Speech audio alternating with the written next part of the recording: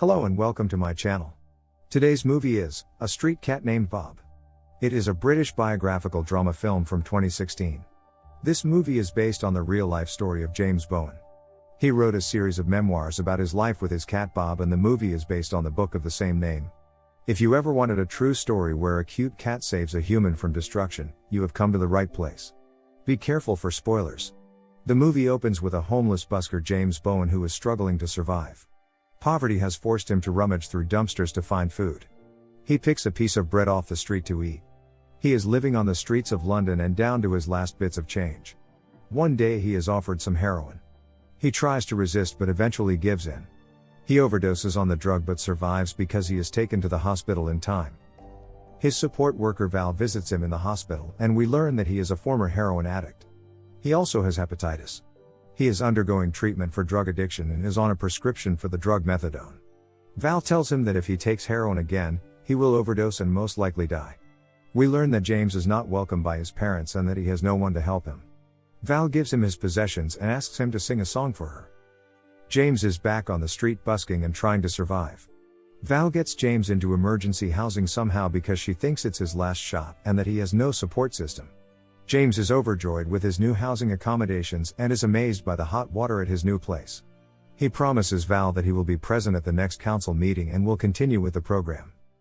On his first night in his flat, while he is bathing, James hears a noise. He discovers a ginger cat rifling through his food. The cat got in the house through an open window. He pets the cat, feeds him and plays with him. When the cat doesn't want to leave, he decides to let him stay for one night. He plays songs for the cat and then goes to bed. The cat gets up on his bed and curls up beside him. Assuming the cat had escaped from somewhere, James tries to return him to his real owners. He is unable to find the owner, but he lets the cat go. He takes his medicine and returns to busking. He runs into his father and his wife who refuses to let him join at Christmas. When he returns home the same evening, he finds the cat there, this time hurt and wounded. Worried, James consults his animal-loving but allergic neighbor, Betty. She informs James of a local charity vet where she volunteers, and names the cat Bob. Betty tells James that Bob has chosen him. James goes to the charity vet and they agree to help him, but there are a lot of people and their pets already waiting there. He tries to get Bob comfortable. Waiting in the queue at the vet, James misses a meeting with Val. He spends all his money to get the medicine for Bob. James struggles to feed the pills to Bob and gives up in the end. Betty feeds Bob the pills and tells James to get Bob castrated. James learns that Betty is completely anti-drug. James visits Val and explains to her why he missed their meeting. He tells her about Bob and Betty. Val reminds him that feelings are not an addict's friends. She believes that James is not ready for a relationship. He comes home and spends time with Bob. James has Bob castrated with Betty's help. He is worried about Bob's health and weight, but Betty assures him that all is well. James takes care of Bob and plays with him. Bob sleeps beside James on his bed. While Bob is eating, a rat gets into the house and Bob chases it around and drives it out of the house. James sets him free outside. However, Bob keeps following James into town and doesn't want to leave his side. He gets onto James' bus and looks for him. He finds James and stays with him on the bus. A lady on the bus helps James with Bob and James takes him along. Bob explores the town with James and is very curious. James lets Bob climb on his shoulders and goes to work. Everyone finds Bob cute and adorable and wants to click pictures with him and pet him. Bob draws crowds of people, while James performs, and James makes much more money than usual. An old lady tells James that he has found a lifelong partner in Bob, and James eventually decides to keep him. He gets a harness for Bob. He runs into Betty, who is protesting against animal slaughter. He helps his old friend Baz with some food money. Bob and James perform regularly and draw in a lot of crowds. Bob becomes a tourist hotspot. The old lady brings food for Bob and knits a scarf for him as a Christmas present. James finds out that Betty is vegan and she cooks dinner for him. James and Betty start to become romantically attached. One night James buys food for himself and Bob and flowers for Betty. While returning home, James finds his old friend, Baz, unconscious on his flat estate, overdosed on heroin. Betty tells James about her deceased brother who had been a drug addict. Her brother was a painter and the place she lives at used to be his. James asks Val if he can stop taking methadone as he wants to completely clean up. He doesn't want to end up dead like Baz. Val replies that he is doing great and she will consider if it's time to stop the treatment after the holidays. James and Betty celebrate Christmas together, but Betty calls it Catmas. She gets Bob a stuffed toy girlfriend named Bobby. James gets Betty a bracelet and Betty gifts him one of his brother's paintings and a card for him and Bob. They all have dinner and spend the evening together. James sings and plays for them while Betty and Bob play. James and Betty spend time and bond together. On New Year's Eve, James makes an impromptu visit to his father. After Bob destroys their living room, his stepmother sends James and Bob out. One of the children finds the cat cute and wants to pet him. One day, while busking, James gets into an argument with a thug. James is busy protecting Bob, causing the crowd to get in a brawl with the man and James getting arrested for it. Although found innocent, he is prohibited from busking for 6 months. Val gets him out but James is worried about Bob. Val assures him that Bob is at the police kennel and they can get him back. James missed his medication because he was arrested and Val calls the chemist so he can get his medicine. While at the chemist receiving his methadone, Betty notices him. Betty tells James that she can't be around an addict as it's too much for her.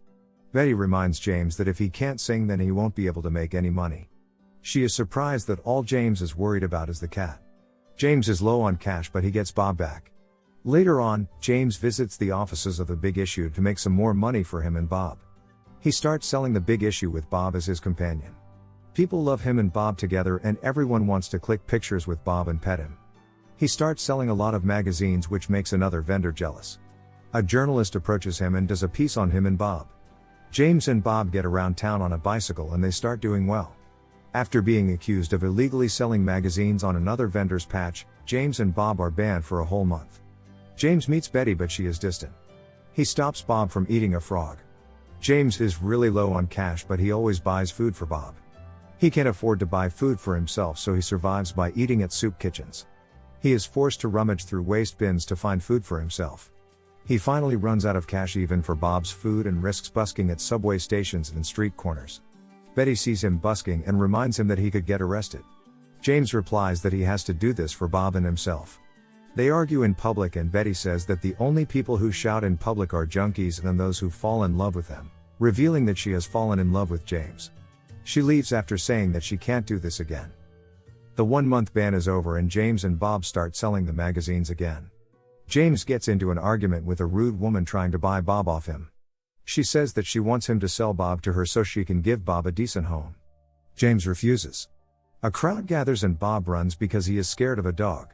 James loses Bob in the scuffle and the dog chases Bob. James tries to look for him but he can't find Bob anywhere. We see an article published in a paper about James and Bob by the journalist they met earlier. James is devastated. Bob does not return for a few days. James visits Val and expresses his guilt for not being able to protect Bob. He is worried about what might have happened to him. He decides to go home and wait for Bob hoping that he might return. James is unable to sleep. A literary agent sees the article about James and Bob. She finds out that the videos of James and Bob are immensely popular on social media platforms and have millions of views. Her colleague reveals that she used to see James and Bob busking all the time. They think a book about the duo might be a great idea. After Bob returns, James feels he is ready to come off the methadone treatment and get completely clean. He tells Val that Bob has shown him what life on the other side is like. Val agrees with him and gives him the go-ahead. She warns him that he will have to go through a full week of grueling withdrawal symptoms and resist the urge to use drugs again. She advises him to get someone to support him. James tells that Bob is all he needs. He tells Betty about his plans and she offers to help. He doesn't want Betty to see him in that state but agrees for her to bring him food so he doesn't have to go out. James suffers a lot for a week and is really sick. Bob stays near him the entire time which helps him calm down and get well. James awakes clean and healthy. He feels like a new person and goes for a stroll around town with Bob. He visits Val and thanks her for all the help. Val is proud of him. James goes to visit Betty, who is in the middle of moving. She has been living her brother's life all this time and wants to move on and live a life meant for her. She is overjoyed at James' recovery. She gives James her phone number and address and a mail from a literary agency that came for him. At the literary agency, Mary requests James to write a book about him and Bob. She thinks it would do well and possibly lead to a series of books. James agrees. James then fixes up his relationship with his father. He apologizes for his mistakes and his father apologizes for not being able to handle his son's problems. His father accepts him back. James starts writing the book and his life turns around for the better. Later at a book signing, James is celebrated by Val, his father, and Betty. He is happy to meet all of Bob's fans, old and new, and signs their books and stamps Bob's paw prints. The real-life James Bowen makes a cameo appearance and says that he feels he has lived every moment in the book. The real-life Bob is one of the 7 cats playing Bob in the movies. In real life, his success allowed James to quit busking and selling the big issue and to live a good life. The first book was published in 2012 and became an instant bestseller. He bought a house and moved into it. He wrote a series of successful books about him and Bob. In addition to his books, James Bowen has released music regarding his story and relationship with Bob.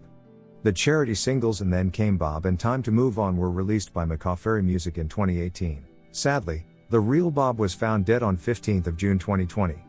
He was believed to be somewhere between 14 to 15 years old at the time. This story is an amazing example of the love between pets and humans. A sequel to the 2016 film, titled A Gift from Bob, was released on November 6, 2020, with both Luke Treadaway and Bob himself reprising their roles. Please let me know if you want me to do a video about the sequel so you can learn more about Bob. Please leave a like and comment on the video, and don't forget to subscribe to my channel. It will only take a second of your time but will help me out a lot. Click on the notification bell so you don't miss a video. I will see you in the next video. Until then, take care.